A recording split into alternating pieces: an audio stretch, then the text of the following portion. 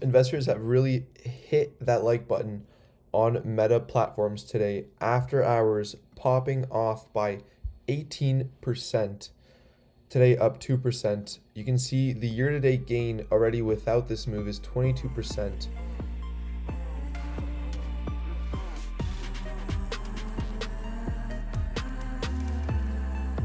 Internet companies have done incredibly well for themselves since the start of this year, just in 1 month.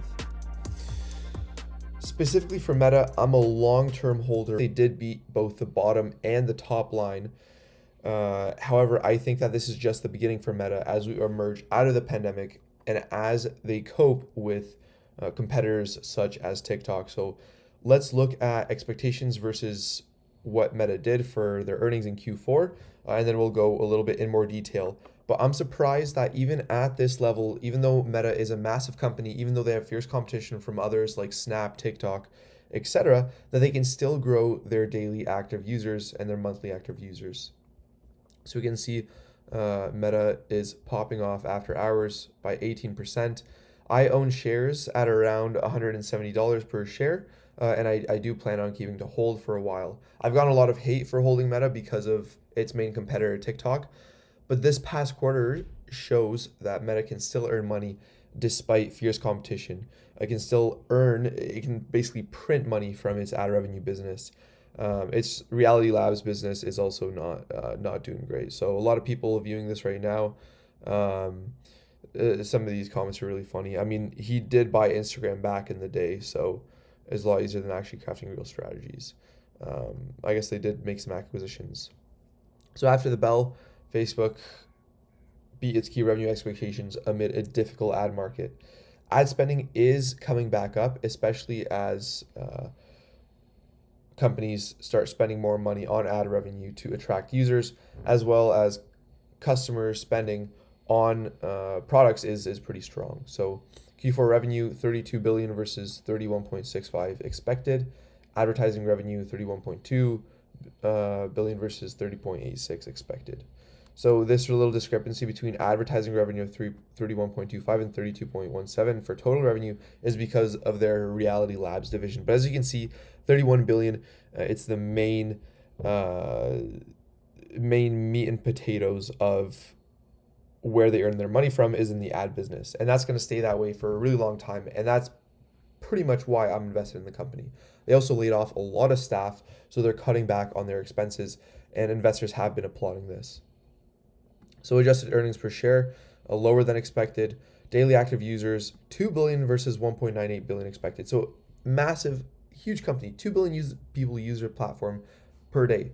And that's up compared to the previous year. So family of apps, close to 3 billion people use their apps compared to 2.92 billion expected. And operating loss for their Reality Labs, so that's their VR headsets, for example, negative 4.28 billion versus 3.99 billion. So they lost more than expected there on their Reality Labs division. So they've got a lot going on. In today's earnings report, Meta notably announced 40 billion stock buyback. And that's a strong signal that they still think that their stock is overvalued, given that they recently laid off 11,000 workers in November. And just look at that, eh? So this is signaling to the market that, yeah, we believe our stock is overvalued. I mean, 40%, you're looking at, I guess that's about a 10%. 40 billion of 400 billion is 10%, so that's basically like paying a 10% dividend. I guess they're going to be buying back their stock over the year. I mean, if you look at the stock price over the past couple of years, it's been absolutely demolished. If you invested in Meta in 2018, so 5 years ago, you would still be down by 19%. So it went from all the way from $109 all the way up to 376, and then all the way back down. It was below 100 at one point, and now since that point, it's up by 68%, and even more so after this increase. So let's look at their earnings presentation. I always like going over this. Pictures are worth 1,000 words. So overall revenue 31 billion, or advertising revenue, sorry, was 31 billion, similar to Q4 of last year. But generally they do decently well every fourth quarter. So nice to see a big jump there as advertisers are spending more on their platform to advertise. So yeah, that's their ad revenue, 31 billion. Overall revenue was 32 billion. So um, that goes to show the Reality Labs, and we can see that right here. They earned $727 million on their Reality Labs revenue. For example, even in my med school, our program for our anatomy lab bought VR headsets. And so, I mean, people are buying these headsets. It's just right now operating at a loss. Who knows if they'll be able to scale up to the point where they eventually become profitable? I mean, that's obviously the goal. So operating loss we can see is 4.2 billion. Um, Total income 6.3, 6.4 billion, close to there. So operating margin was 20%, in line with previous quarters, and they're cutting back even more. So they cut back jobs in November, and we'll likely see the full effect of these results in Q1 of 2023.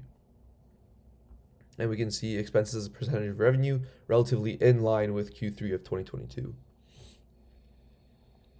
Yeah. And effective tax rate 24%. Net income overall 4.6 billion, and this is also in part due to because they're still funneling a lot of money to their VR division, and a lot of people have been giving hate to Zuck for investing so much money in their VR reality headset stuff. But I mean, he believes in it long term, but at the same time, I think he has listened to investors and that he's not hiring any more people, and he has been laying off some staff from the VR division. So he realizes that profits still need to come, and again the stock is being rewarded, and the share buybacks as well. Diluted earnings per share increased from Q3, which is a good sign, but still nowhere near to where it was in Q4 of 2020, $3.88 per share. Capital expenditures have gone way up. Family daily active people. I just find it super impressive how consistently, like from since 2020 Q4, they've consistently been able to increase from 2.6 billion all the way to Q4 of 2022. Not a single quarter where they didn't have their daily active people grow, which I think it's pretty, like, really, really nice to see. Monthly active people, again, growth from 3.71 to 3.74 billion. Um, Average revenue per person, $8.63. And this just means that they're able to do more targeted. The higher the revenue per person, that means either number one, that users are spending more time on their platforms, or number two, that they're able to target ads more efficiently and charge more per ads on Facebook. And so this has gone up since Q3 of 2022, which is good to see. So daily active users, again, increased to 2 billion from 1.98 billion. And we can just go over there. This is also really, really interesting to see. So worldwide, you can see Facebook average revenue per user, $10.86. US and Canada, $58.77. So every single person is generating Facebook $58 in terms of advertising revenue. I think that's ridiculous. The only time they were this good was in Q4 of 2021, where they were generating $60 per person. So I just think that's super impressive. So average revenue per user, I saw $8 up there. What was that all about? Let's see. Family average revenue per person.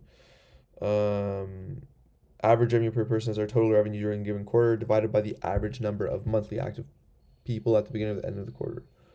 While average revenue per person includes all sources of revenue. So basically, this is the family average revenue per person, where this is the average revenue per user. And so I guess this is $10 overall per user.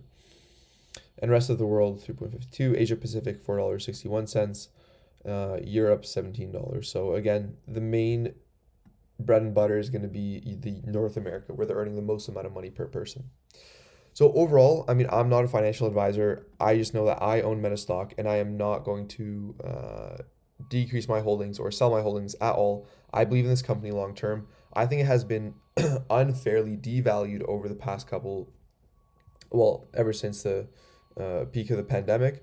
um, because I think it still has the ability to compete with TikTok. Of course, it's trying to mimic TikTok, but at the same time, TikTok raises its own concerns. So the main one being that it's a national security threat, and a lot of universities and even the White House are pulling TikTok from the App Store when it comes to at least using it on their own university campus, on their own internet network. And now even government employees cannot use, at least in the White House, cannot use TikTok. So, I mean, that's one main concern. So, Meta is American made. It's going to stay in America. And so that's one main advantage. And they might get decreased competition artificially from TikTok being pulled from a variety of platforms. And Instagram is copying a lot of TikTok's functioning, anyways. So we'll just have to see how it plays out. I just think that if you want a safe bet, invest in Meta. But again, just know that I'm not a financial advisor. Let me know what you think below in the comments. Feel free to subscribe. Thanks for tuning in. I know I don't really post too much stock content, but I feel like, I've been saying Meta platforms for a long time, and I mean, this is just one really good way that, I mean, it seems like I'm being rewarded, up 19% after hours. So let me know what you think. Take care, and see you next time.